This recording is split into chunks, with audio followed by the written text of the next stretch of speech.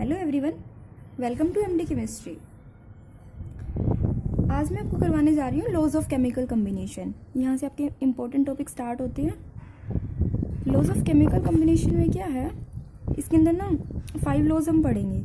सबसे पहले है law of conservation of mass, then law of constant composition, उसके बाद law of multiple proportion, law of reciprocal proportion, law of combining volumes. ठीक है, बहुत ईजी है, कुछ भी नहीं है इनमें, बस थोड़ा थोड़ा सा डिफरेंस है।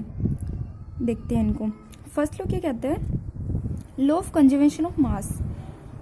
लॉ ऑफ कंजर्वेशन ऑफ मास में क्या कहता है, देखो कोई भी केमिकल रिएक्शन होती है, क्या होता है, रिएक्टेंट होता है, रिएक्टेंट की रिएक्शंस वगैरह करते हैं, प्रोडक्ट बनता है ना। ये तो पता होगा आपको कि कोई भी रिएक्शन होती है, पहले रिएक्टेंट होता है, फिर उसकी रिएक्शन के बाद हमें एक प्रोडक्ट मिलता है। तो जो रिएक्टेंट का जितना भी मास था ना, उतना ही मास आपको प्रोडक्ट का मिलेगा। ठीक है, जितना मास मैं रिएक्टेंट का लूंगी रिएक्शन होने से पहले, फिर प्रोडक्ट बनने के बाद अगर मैं मास दोबारा से देखूंगी तो मुझे वही मास मिलेगा, उतना ही मास मिलेगा जितना मास रिएक्टेंट का था। ये लॉ ऑफ कंजर्वेशन ऑफ मास कहता है कि मास ना कंजर्व रहता है, जितना पहले होता है रिएक्शन से उतना ही बाद में रहता है। यानी कि इसको बोल सकते हैं matter can neither be created nor destroyed, कि ना ही तो मैटर क्रिएट किया जा सकता है, ना ही मैटर को डिस्ट्रॉय कर सकते हैं, है ना। देखो मान लो यहाँ पे 5 kg वेट था, ठीक है, रिएक्टेंट का, प्रोडक्ट का भी 5 kg होगा। ऐसे नहीं है कि वो 6 kg हो जाएगा या फिर 4 kg हो जाएगा। ठीक है, इसका मतलब क्या हुआ कि जितना मैटर पहले था ना, उतना ही मैटर बाद में है।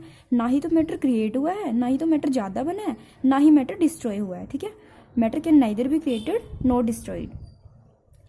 यानी कि इसको क्या बोलते हैं, इसकी दूसरा नाम इसका क्या होता है, लॉ ऑफ इनडिस्ट्रक्टिबिलिटी ऑफ मैटर। ठीक है, कि मैटर क्या हो सकता है, मैटर को इनडिस्ट्रक्टिबल होता है मैटर। ठीक है, अब एग्जांपल देखो, जैसे अगर मैं फिजिकल चेंज की बात करूँ या फिर केमिकल चेंज की बात करूँ, तब जैसे फिजिकल चेंज की बात करते हैं, जैसे आइस चेंज होती है वाटर में। आइस को हम हीट करते हैं तो क्या होता है, वाटर बनता है। तो अगर मैं आइस का वेट देखूं कितना था, जितना भी आइस का वेट होगा ना मेरे पास, फिर उसके बाद हीट करके उससे वाटर बनेगा, तो वाटर का वेट में मेजर करूंगी तो मुझे ना सेम वेट मिलेगा। जितना आइस का वेट था ना, उतना ही वेट मुझे वाटर का मिलेगा। ठीक है, यानी कि यही क्या कहता है, यही तो हमें कहता है लॉ ऑफ कंजर्वेशन ऑफ मास, है ना, कि मास ना ही तो डिस्ट्रॉय हो सकता है, ना ही क्रिएट हो सकता। अब सेकेंड एग्जाम्पल हम केमिकल चेंज का देखते हैं। तो हमने फिजिकल चेंज देखा, फिजिकल चेंज केमिकल चेंज में क्या डिफरेंस है, कि फिजिकल चेंज ना हमें देखने में पता चल जाता है। जैसे फिजिकल स्टेट देख के हम उसकी बता सकते हैं चेंज हुआ है या नहीं है। जैसे आइस है, आपको देखने से पता चल जाएगा, आइस से वाटर बनेगा, तो आप देख के बता सकते हो ना कि हाँ कुछ चेंज हुआ है, तो वो फिजिकल चेंज के अंदर आता है। अब केमिकल चेंज में देखते हैं, जैसे NaCl plus AgNO3, sodium chloride को मैंने ऐड किया सिल्वर नाइट्रेट के अंदर, तो फिर क्या बनेगा, सिल्वर क्लोराइड बना, साथ में सोडियम नाइट्रेट बना। तो जितना वेट मेरा NaCl, मैंने क्या लिया, एक बीकर लिया, ठीक है, उस बीकर के अंदर मैंने NaCl डाला, AgNO3 डाला, फिर वेट मेजर किया। ठीक है, उनका जितना भी वेट था, मान लो 10 था या 20 था, जितना भी वेट था, उसके बाद फिर रिएक्शन हुई, उन दोनों को मिक्स करके एक रिएक्शन होगी। फिर कुछ देर बाद मैंने फिर से वेट नोट किया, कुछ देर बाद क्या हुआ, उनकी रिएक्शन हो गई और AgCl बन गया और NaNO3 बन गया।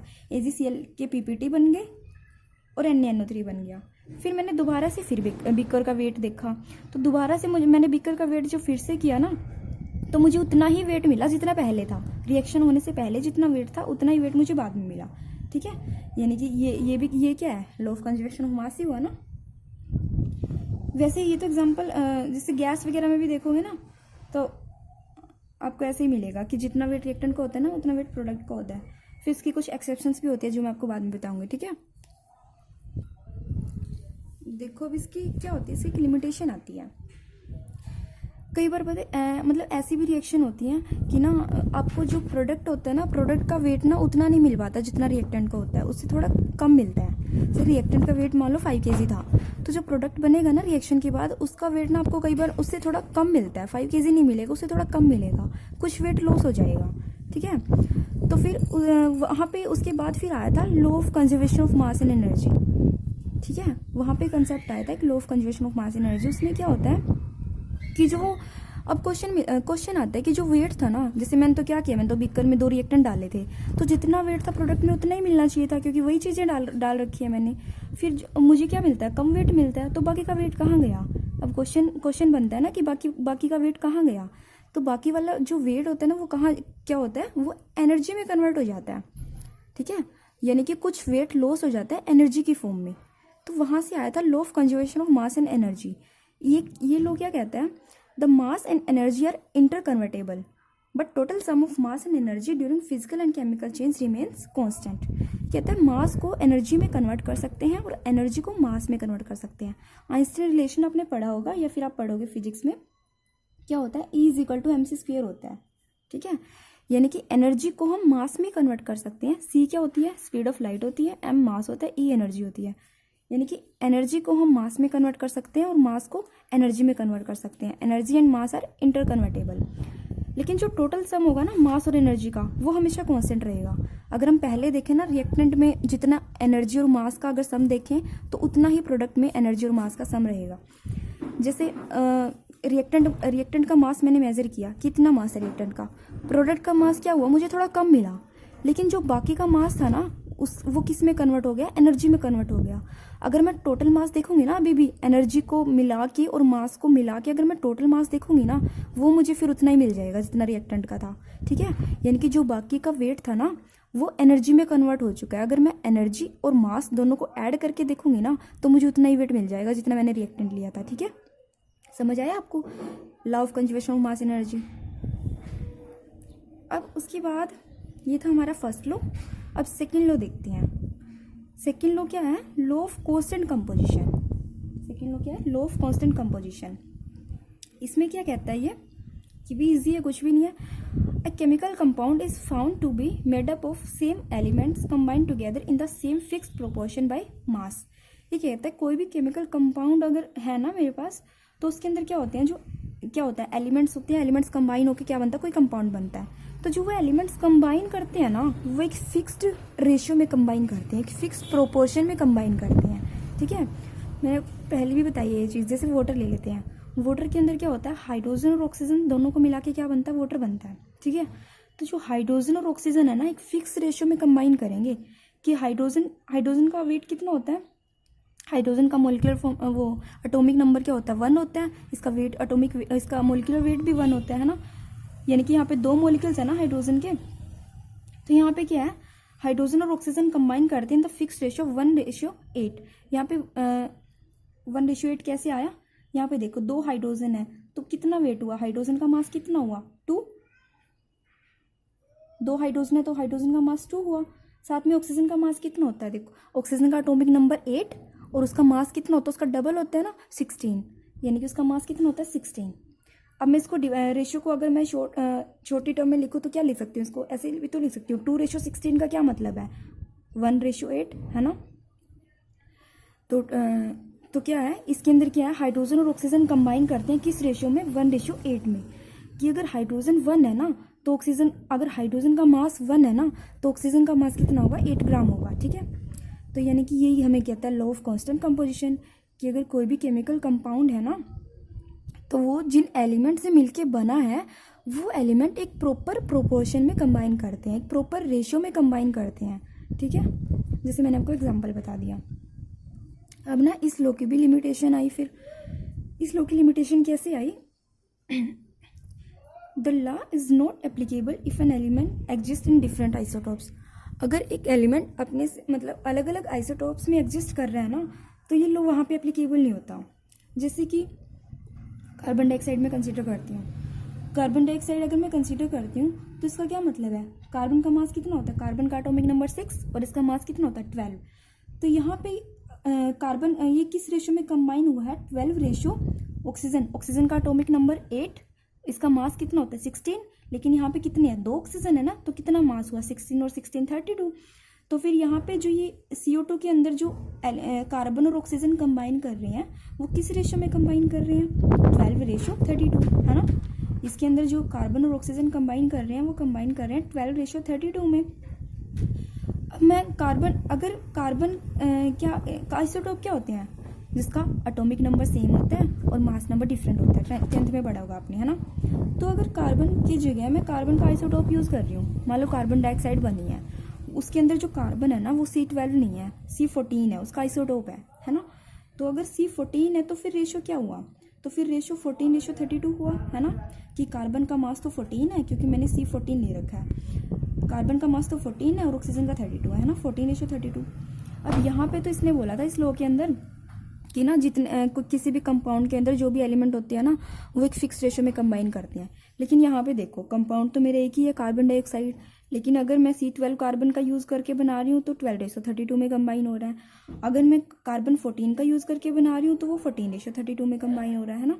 तो इसका क्या मतलब है, जो इस लॉ ने बोला था वो चीज़ सही नहीं है कि हमेशा फिक्स रेशो में कंबाइन करती हैं चीज़ें, है ना। ये इसकी लिमिटेशन हो गई आइसोटोप्स के केस में।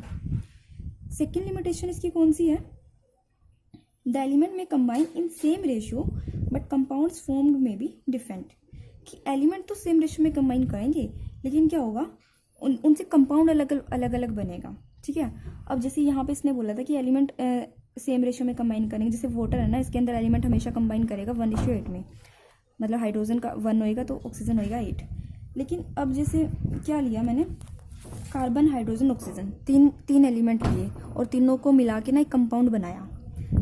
अब मैंने क्या किया, कार्बन को तो 24 वेट ऐड किया, कार्बन लिया मैंने 24, यानी कि 2 मोल्स दो एटम्स ले लिए कार्बन के, है ना, क्योंकि एक कार्बन का वेट कितना होता है 12 होता है, तो मैंने 24 लिया यानी कि 2 कार्बन ले लिए। उसके बाद हाइड्रोजन का वेट मैंने लिया 6, यानी कि 6 हाइड्रोजन ले लिए, 2 मैंने कार्बन के एटम्स ले लिए और 6 मैंने हाइड्रोजन के एटम्स ले लिए। आगे है ऑक्सीजन 16, ऑक्सीजन मैंने ले लिया, ऑक्सीजन का मास ले लिया 16, ठीक है। ऑक्सीजन का मास तो वैसे भी कितना होता है 16 होता है, यानी कि मैंने 1 ऑक्सीजन ले ली, मैंने 2 कार्बन ले लिए, 6 हाइड्रोजन ले ली और 1 ऑक्सीजन ले ली, 2 कार्बन ले लिए, 6 हाइड्रोजन ले ली और 1 ऑक्सीजन ले ली। तो फिर उनसे क्या होता है, इसने ऐसे बोला था एक प्रॉपर रेशियो में कंबाइन करेंगे तो एक कंपाउंड बनेगा, लेकिन यहाँ पे क्या होते हैं 2 कंपाउंड मिलते हैं कि जब मैं 2 कार्बन लूँगी, 6 हाइड्रोजन लूँगी और 1 ऑक्सीजन लूँगी तो क्या होगा, आपको 2 कार्बन है इसके अंदर और 6 हाइड्रोजन है, देखो 5 हाइड्रोजन ये वाला, 1 हाइड्रोजन ये वाला और 1 ऑक्सीजन है ना। 2 कार्बन है, 6 हाइड्रोजन है और 1 ऑक्सीजन है। सिमिलरली इसके अंदर क्या है, 2 कार्बन है, 6 हाइड्रोजन है और 1 ऑक्सीजन है, यानी कि मैं 2 कार्बन, 6 हाइड्रोजन और 1 ऑक्सीजन को मिलाऊंगी ना तो मुझे इथेनॉल भी मिल सकता है और क्या मिल सकता है, ईथर भी मिल सकता है, ठीक है। तो यानी कि सेम एलिमेंट को मतलब एलिमेंट्स को एक फिक्स रेशियो में कंबाइन करने पे ज़रूरी नहीं है आपको एक ही कंपाउंड मिले, एक से ज़्यादा भी कंपाउंड मिल सकते हैं। तो ये भी लिमिटेशन हुई इसकी लॉ ऑफ कांस्टेंट कंपोजिशन की, ठीक है। दो लॉ मैंने आपको करा दिए, law of conservation of mass and energy करवाया और लॉ ऑफ कांस्टेंट कंपोजिशन कराया, ठीक है। नेक्स्ट है मेरे पास थर्ड लॉ, जो क्या है, लॉ ऑफ मल्टीपल प्रोपोर्शंस, ठीक है। मैंने आपको क्या क्या करवाया, लॉ ऑफ कंजर्वेशन ऑफ मास करवा दिया, लॉ ऑफ कांस्टेंट कंपोजिशन करवा दिया। अब हम थर्ड पढ़ रहे हैं law of multiple proportions. Law of multiple proportions में क्या है, देखो इसके अंदर क्या है, when 2 elements combine to form 2 और मोर केमिकल कंपाउंड्स। जब 2 एलिमेंट कंबाइन करेंगे, कोई भी 2 एलिमेंट कंबाइन करेंगे और 2 या 2 से ज़्यादा केमिकल कंपाउंड बनेंगे, then masses of one of the elements which combine with the fixed mass of other bear a simple ratio to one another, ठीक है।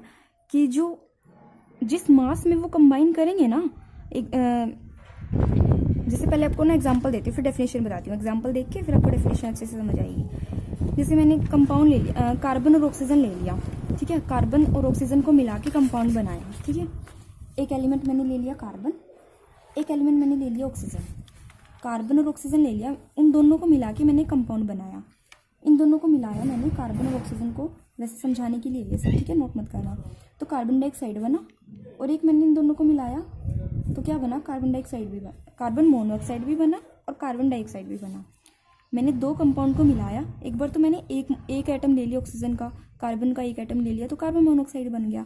एक बार मैंने एक एटम कार्बन का ले लिया और 2 एटम मैंने ऑक्सीजन के ले लिए तो कार्बन डाइऑक्साइड बन गया। यानी कि मैंने कार्बन और ऑक्सीजन को मिलाया, एक बार कार्बन मोनोऑक्साइड बना, एक बार कार्बन डाइऑक्साइड बना, ठीक है। तो अगर मैं कार्बन मोनोऑक्साइड की बात करूँ, कार्बन मोनोऑक्साइड के साथ ये कैसे कंबाइन कर रहा है, इसके अंदर कितना है 12 ग्राम तो कार्बन है ना, 12 ग्राम तो कार्बन और ऑक्सीजन कितना है 16, एक ही ऑक्सीजन है ना 16। और अगर मैं बात करूँ कार्बन डाइऑक्साइड की बात करूँ तो कार्बन कितना है 12 ग्राम और ऑक्सीजन कितना है, 2 मॉलिक्यूल्स हो गए ना ऑक्सीजन के, तो क्या हुआ 16 + 16 32, ठीक है। तो यानी कि अगर मैं कार्बन मोनोऑक्साइड की बात करूँ तो वो कंबाइन कर रहा है 12:16 में, है ना। और अगर मैं कार्बन डाइऑक्साइड की बात करूँ तो वो कंबाइन कर रहा है 12:32 में, ठीक है। अब ये लो क्या कहता है, कहता है दो एलिमेंट हैं जैसे कार्बन और ऑक्सीजन, दो एलिमेंट कंबाइन करते हैं और दो या दो से ज़्यादा केमिकल कंपाउंड बनते हैं, ठीक है। जैसे मैंने दो एलिमेंट को कंबाइन किया तो दो या दो से ज़्यादा केमिकल कंपाउंड बनते हैं, जैसे एक कार्बन मोनोऑक्साइड बना, एक कार्बन डाइऑक्साइड बना, ठीक है। तो वो क्या कहता है कि वो ना जो ये ऑक्सीजन है ना, तो ये भी एक दूसरे के साथ ना फिक्स रेशियो में होंगे। जैसे इसमें क्या बोलता है कि जो ऑक्सीजन कंबाइन कर रहा है कार्बन के साथ, कार्बन का मास मैंने फिक्स कर रखा है, कार्बन का मास तो 12 है ना दोनों केसेस में, इसमें भी कार्बन कितना है 12 ग्राम, इसमें भी कार्बन 12 ग्राम है। यानी कि कोई भी एलिमेंट अगर किसी फिक्स्ड मास के साथ कंबाइन करता है, जैसे ऑक्सीजन कंबाइन कर रहा है कार्बन के फिक्स्ड मास के साथ, फिक्स्ड मास कितना 12 ग्राम, कार्बन को तो फिक्स कर रखा है। यानी कि जब एलिमेंट कंबाइन करते हैं ना किसी भी जब एक एलिमेंट कंबाइन करेगा दूसरे एलिमेंट के साथ जिसका क्या होगा फिक्स मास होगा, जैसे कार्बन का यहाँ पे फिक्स मास है, तो वो एक सिंपल रेशियो में कंबाइन करते हैं। तो ये ऑक्सीजन ना एक सिंपल रेशियो में कंबाइन करेंगे, जैसे ऑक्सीजन यहाँ पे कितना है 16 और यहाँ पे कितना है 32, तो ये भी एक फिक्स रेशियो में कंबाइन करेंगे, ठीक है। जैसे आप इसको कट करेंगे तो कितना मिलेगा रेशियो 1:2, ठीक है। ये लो कहता है हमें, ठीक है। ये सारी थ्योरी जो मैंने यहाँ पे समझाई है ना वो ये यहाँ पे लिखी हुई है कि देखो कार्बन मोनोऑक्साइड के अंदर 12 पार्ट्स कार्बन के कंबाइन करते हैं 16 पार्ट्स ऑफ ऑक्सीजन के साथ, कार्बन डाइऑक्साइड के अंदर 12 parts mass of carbon combine करता है 32 पार्ट्स ऑफ ऑक्सीजन के साथ, ठीक है। और क्या हुआ इसका मतलब ऑक्सीजन कंबाइन कर रहा है, यहाँ पे भी ऑक्सीजन कंबाइन कर रहा है कार्बन से, यहाँ पे भी ऑक्सीजन कंबाइन कर रहा है कार्बन से। कार्बन का मैंने फिक्स मास ले लिया 12 ग्राम, यानी कि ऑक्सीजन कंबाइन कर रहा है with a fix mass of carbon, oxygen combine कर रहा है with a fix mass of carbon. किस रेशियो में कंबाइन कर रहा है ऑक्सीजन, यहाँ तो 16 ग्राम ऑक्सीजन कंबाइन कर रही है और यहाँ पे 32 ग्राम ऑक्सीजन कंबाइन कर रही है, यानी कि ऑक्सीजन किस रेशियो में कंबाइन कर रही है 16:32 में, यानी कि इसको शॉर्ट करेंगे तो क्या मिलेगा आपको 1:2 में, यानी कि ऑक्सीजन यहाँ इस केस में अगर 1 ग्राम कंबाइन करेगी ना तो इस केस में 2 ग्राम कंबाइन करेगी, ठीक है। यानी कि 1:2 में कंबाइन कर रही है ऑक्सीजन। ये आपको कहता है लॉ ऑफ मल्टीपल प्रोपोर्शंस, ठीक है। ये तीन लॉज हो गए आपके। अब फोर्थ लॉ देखते हैं, लॉ ऑफ रेसिप्रोकल प्रोपोर्शंस, ठीक है। ये लॉ तो कर ही लेते हैं आपको, मतलब इसके बाद आपको 2 दिन तक कोई वीडियो नहीं मिलने वाली, तो ये वाली वीडियो आप अच्छे से कर लेना, ठीक है। तो लॉ ऑफ रेसिप्रोकल प्रोपोर्शंस क्या कहता है, the ratio of masses of 2 elements A and B which combine with a fix mass of third element C, ठीक है। देखो ये क्या कहता है, एक एलिमेंट है ए, एक एलिमेंट है बी, और ये कंबाइन कर रहे हैं किसी तीसरे एलिमेंट के साथ जो कि क्या है सी, ठीक है। The ratio of 2 masses of 2 elements A and B, A और बी जो कंबाइन कर रहे हैं with third element C, A और बी दो एलिमेंट है जो कंबाइन कर रहे हैं एक थर्ड एलिमेंट के साथ जो कि क्या है सी, ठीक है। आइदर इन द सेम और some multiple of the ratio of masses in which A and B combine directly. और क्या होता है ए और बी जब डायरेक्टली कंबाइन कर रहे हैं ना तो उसके किसी फिक्स रेशियो के फॉर्म में कंबाइन करते हैं। जैसे एग्जांपल देखते हैं, एग्जांपल डेफिनेशन, पहले आपको एग्जांपल समझ आना चाहिए फिर आप डेफिनेशन पे जाओगे, ठीक है।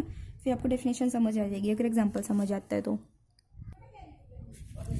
देखो एग्जांपल देखते हैं, ये लॉ जो है ना फोर्थ लॉ, ये इसके अंदर क्या है थर्ड लॉ भी कंबाइन है आपका, ठीक है, लॉ ऑफ मल्टीपल प्रोपोर्शंस वाला। अब इसमें क्या है, ये ले लिया मैंने एग्जांपल, इसके अंदर क्या है, the elements carbon and oxygen combine separately with the third element hydrogen. Carbon combine कर रहा है हाइड्रोजन के साथ, ऑक्सीजन भी कंबाइन कर रहा है हाइड्रोजन के साथ, ठीक है। कार्बन का मास 12, हाइड्रोजन का मास यहाँ पे 4 ले रखा है इस केस में, अभी बताती हूँ आपको, ठीक है। पहले इसको देख लो क्या होता है, कार्बन कंबाइन करता है हाइड्रोजन के साथ और क्या बनता है CH4 बनाता है, ठीक है। यानी कि एक कार्बन 4 मॉलिक्यूल्स ऑफ हाइड्रोजन से कंबाइन करता है और क्या बनाता है CH4 बनता है, ठीक है। उसके बाद क्या है, एक ऑक्सीजन कंबाइन करता है हाइड्रोजन के साथ और क्या बनता है वाटर बनता है। कार्बन हाइड्रोजन के साथ कंबाइन करते क्या बनता है CH4 बनता है, और ऑक्सीजन हाइड्रोजन के साथ कंबाइन करता तो क्या, तो वाटर बनता है, ठीक है। उसके बाद ये लोग क्या कहता है कि जो ये दोनों एलिमेंट, ये वो वाला लो हुआ जो पीछे बताया था मैंने कि कार्बन ना, मैंने हाइड्रोजन का मास ना फिक्स कर दिया कि कार्बन हाइड्रोजन के फिक्स मास से कंबाइन कर रहा है और ऑक्सीजन हाइड्रोजन के फिक्स मास से कंबाइन कर रहा है, जो कि पीछे वाला लो था, ठीक है। कार्बन हाइड्रोजन के फिक्स मास से कंबाइन करेगा, ऑक्सीजन हाइड्रोजन के फिक्स मास से कंबाइन करेगा।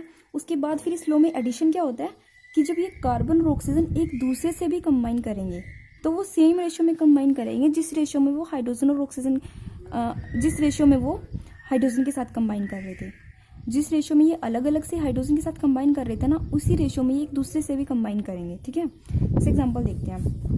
जब CH4 बना इसका क्या मतलब है कि 12 parts by mass of carbon combine with 4 parts by mass of hydrogen, है ना।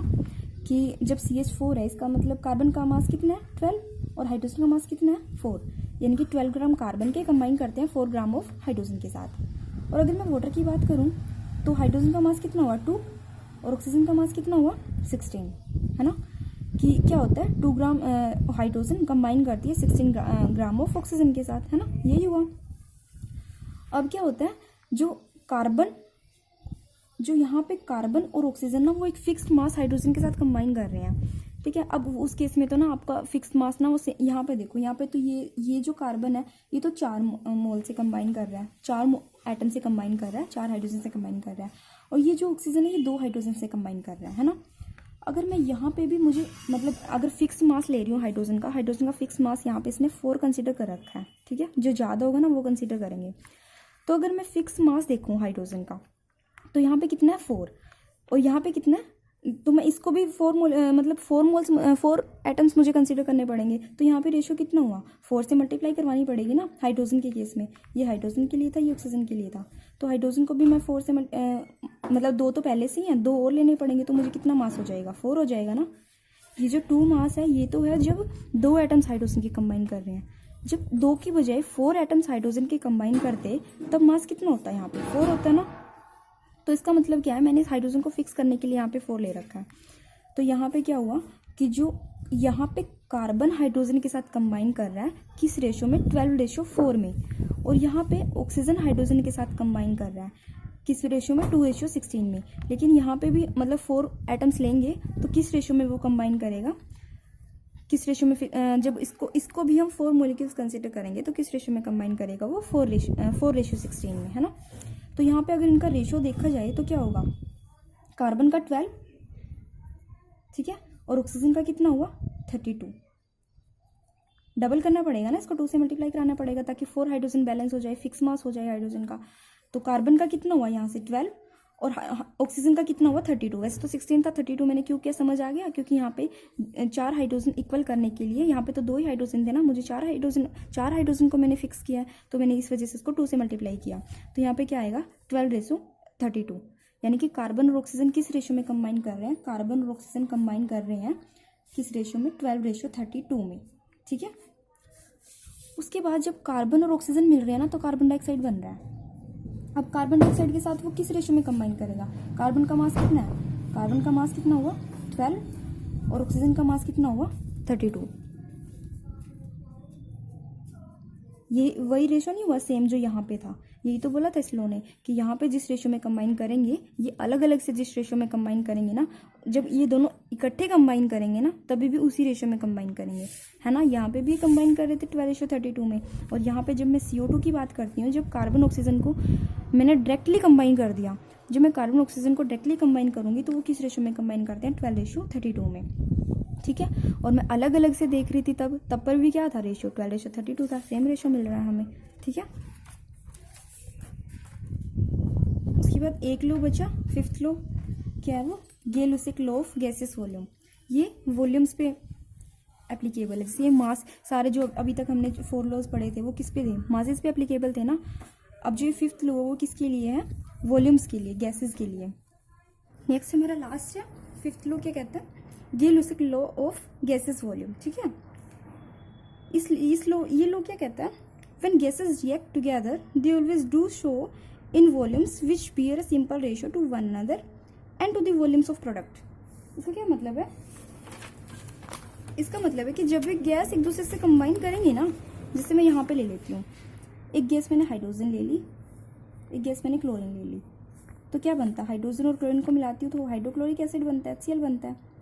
तो यहाँ पे कितना वॉल्यूम है, एक वॉल्यूम है ना, एक वॉल्यूम हाइड्रोजन का कंबाइन किया एक वॉल्यूम क्लोरीन से, तो मुझे क्या मिला 2 वॉल्यूम हाइड्रोक्लोरिक एसिड मिला। ठीक है, एक वॉल्यूम मैंने हाइड्रोजन का कंबाइन किया एक वॉल्यूम क्लोरीन से, तो मुझे 2 वॉल्यूम हाइड्रोक्लोरिक एसिड मिला।